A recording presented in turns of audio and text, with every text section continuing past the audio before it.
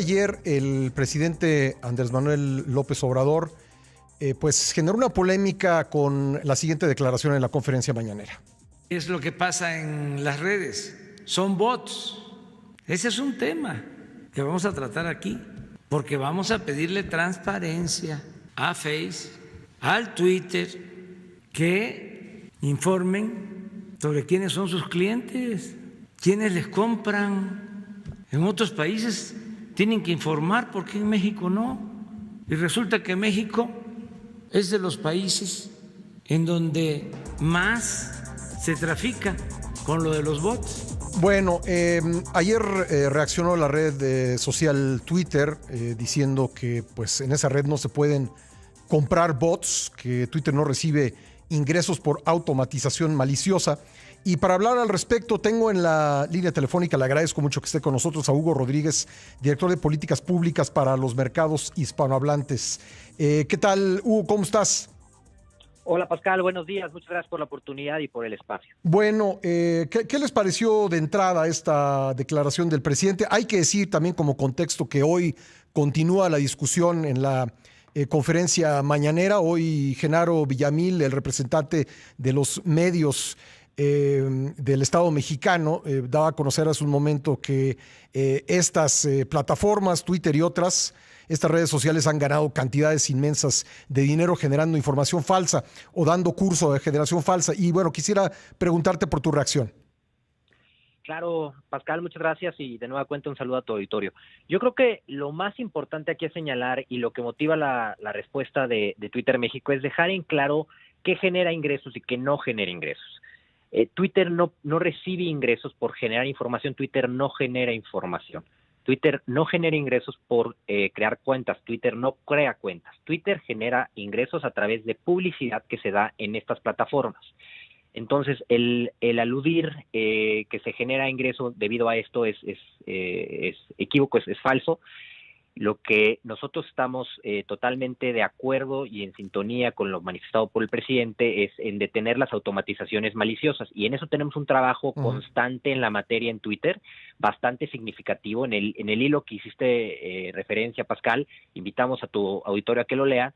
Podrán ver que, por ejemplo, en los últimos 6 meses del año anterior, desafiamos a más de 94 millones de cuentas. En lo que va de la situación de COVID, incluso este esfuerzo se ha aumentado y llevamos tan solo en marzo a la fecha más de 4 millones de cuentas. Entonces estamos de acuerdo en que estas prácticas no son deseables, son hechas por externos, no por la plataforma de Twitter. Ni recibe Twitter algún ingreso por el uso de esas cuentas.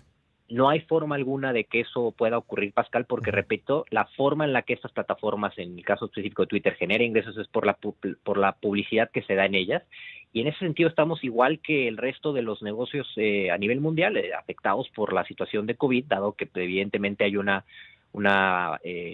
disminución de la actividad económica y comercial. Pero no se generan cuentas y, por supuesto, no se venden automatizaciones. Estas se combaten. ¿Les ha sorprendido de repente verse pues, en medio de una pandemia señalados desde la tribuna la tribuna política más vista del país? ¿Les sorprendió verse mencionados ahí por el propio presidente de la República? Yo creo que lo que hay que tomar en cuenta es las acciones que se han emprendido desde el inicio.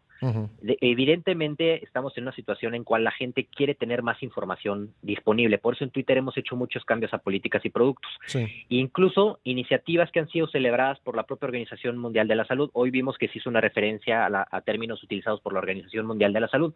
Ojalá también se hubiese hizo referencia a que el 7 de marzo el propio doctor Tedros, el secretario general de la Organización Mundial de la Salud, celebró las acciones emprendidas por Twitter en específico para enfrentar el desafío de la información en tiempos de coronavirus. Y el doctor Tedros hizo referencia a unos cambios que me gustaría mucho dártelos muy brevemente, Pascal. Sí, por favor. Estoy a punto de tener que irme a un corte obligado. Hugo, ¿te molestaría si para no cortarte en plena cita del director general de la OMS, podríamos regresar enseguida para continuar esta conversación? absolutamente, claro. Gracias, gracias. Bueno, vamos a regresar para seguir platicando con Hugo Rodríguez, director de políticas públicas para los mercados hispanohablantes en Twitter, en esa red social. Es un tema, ya decíamos, que pues se generó ayer en la conferencia mañanera del presidente Andrés Manuel López Obrador. Escríbanos con sus preguntas, @Beltrán del Río en Twitter, /Beltrán del Río en Facebook. Yo vuelvo en un momento con más. Perdimos la comunicación con Hugo Rodríguez, director de políticas públicas para mercados hispanohablantes de Twitter, pero en un momento lo retomamos. Creo que podemos aprovechar ahora para escuchar lo que dijo. Bueno, no, ya tenemos a Hugo Rodríguez y en un momento escuchamos otro audio de la conferencia mañanera. Hugo, te perdimos un momento, pero ya estás de vuelta y quería decirte que estabas a punto de citar al director general de la OMS en el tema del que estamos hablando. Claro, sí, Pascal. Como decía, el pasado 7 de marzo, Twitter implementó varios cambios a producto, políticas y reglas alrededor de cómo atender el tema y el desafío del coronavirus. Y el propio doctor Tedros, en un tuit, el 7 de marzo de este año, celebró las acciones de Twitter. Dice, las acciones de Twitter son muy bienvenidas para garantizar la información adecuada en temas de coronavirus. Uh-huh. Agradecemos a la plataforma el estar redirigiendo a los usuarios a las cuentas oficiales de la Organización Mundial de la Salud. Y estos cambios, Pascal, te quiero contar porque también aplican en México, son básicos. Si tú hoy en Twitter buscas la palabra coronavirus, COVID, etcétera, te va a salir una notificación de búsqueda que te redirige a cuentas oficiales, por ejemplo, a la cuenta de la Secretaría de Salud, a la estrategia de sana distancia. También si entras a la plataforma, sobre todo desde un dispositivo móvil, vas a ver unas páginas hasta arriba que llamamos páginas de evento, que te permiten conocer datos de autoridades locales, nacionales y estatales en materia de salud. Y segundo, Pascal, hicimos cambios a las reglas de Twitter para ampliar nuestra definición de daño. Y aquí quiero entrar con este tema de cómo manejar información en momentos tan críticos. El mejor antídoto ante una abundancia de información, como se mencionó hoy, por ejemplo, en la mañana, no es la remoción de información, uh-huh, y no es la censura y no es la descalificación. Es más información de calidad. Y remover solamente aquella que puede generar daño, no aquella que es incómoda, quiero ser claro en esto, aquella que puede generar daño. Twitter, por ejemplo, ¿qué criterios tienen ustedes para eso? Nada más para entender el claro, concepto de puede generar daño. Específicamente para el tema de coronavirus, es uh-huh, aquella información que de propagarse puede ampliar a la pandemia. Es decir, si yo te dijera, si alguien me pusiera que tomar un té o un remedio casero te hace inmune contra el coronavirus, eso te puede poner en riesgo y es removido por Twitter. Si yo te dijera, por ejemplo, que puedes ingerir cloro o jabón y uh-huh, con eso también estás a salvo, te curas, te puede generar un daño inmediato y es removido por Twitter. Aunque lo diga un presidente. Para este tema en específico tenemos una regla de interés público, uh-huh, en el cual si eso llegase a pasar por un mandatario, por una figura pública electa, tenemos una leyenda que le llamamos un aviso de interés público, en el cual se notifica a los usuarios que ese contenido puede ser violatorio de las reglas de Twitter, pero se mantiene por su interés público, porque estamos hablando al final de cuentas de un mandatario o una figura electa.